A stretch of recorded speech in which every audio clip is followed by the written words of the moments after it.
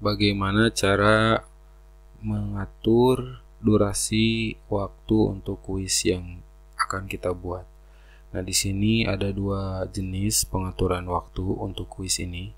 Yang pertama, durasi waktu per soal. Yang kedua, durasi waktu per kuis.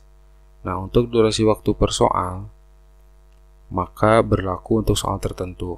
Misalnya untuk soal nomor 1, kita atur waktunya 1 menit. Untuk soal nomor 2, kita atur waktunya 2 menit.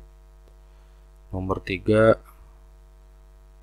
nah centang dulu limitnya, baru aktif, baru bisa kita edit. Misalnya 3 menit. Nah, maka siswa berkesempatan untuk menjawab soal nomor 1 maksimal 1 menit, nomor 2 maksimal 2 menit, untuk nomor 3 maksimal 3 menit, dan seterusnya.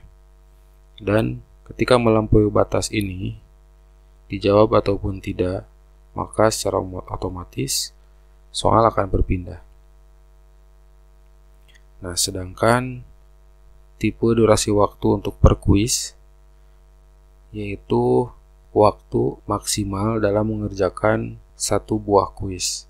Nah, di sini untuk menentukannya yaitu dengan cara masuk ke bagian properties, kemudian atur waktu pada bagian time limit. Nah, di sini misalnya 1 jam, berarti 60 menit ya.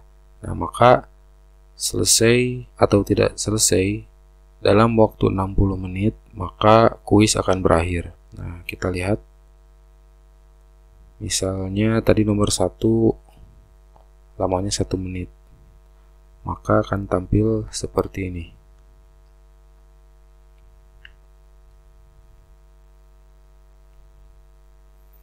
Nah, hitungan waktunya 60 detik karena tadi kita tentukan 1 menit.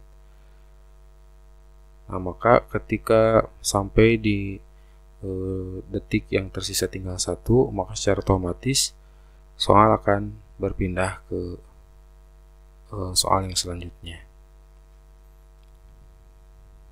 Kalau misalnya kita jawab,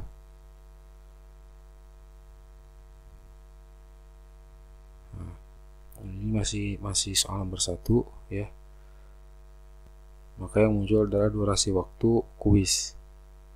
Nah, kalau kita lanjutkan, nah soal nomor 2, 2 menit untuk menjawab, barusan ada keterangannya bahasa Indonesia, sudah diterjemahkan ya. Kemudian kita jawab, misalnya kita ke nomor 3. Nah, ketika di bagian ini waktu yang ditunjukkan adalah waktu durasi kuis. Nah, kalau kita masuk ke soal yang baru, nah maka durasi waktu untuk soal.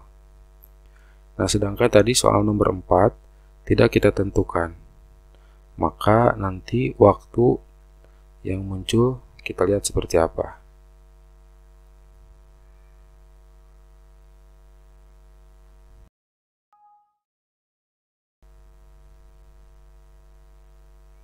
Soal nomor 4. Nah, maka tidak ada durasi waktu soal ya. Sekian untuk pembahasan mengenai pengaturan durasi waktu kuis. Terima kasih.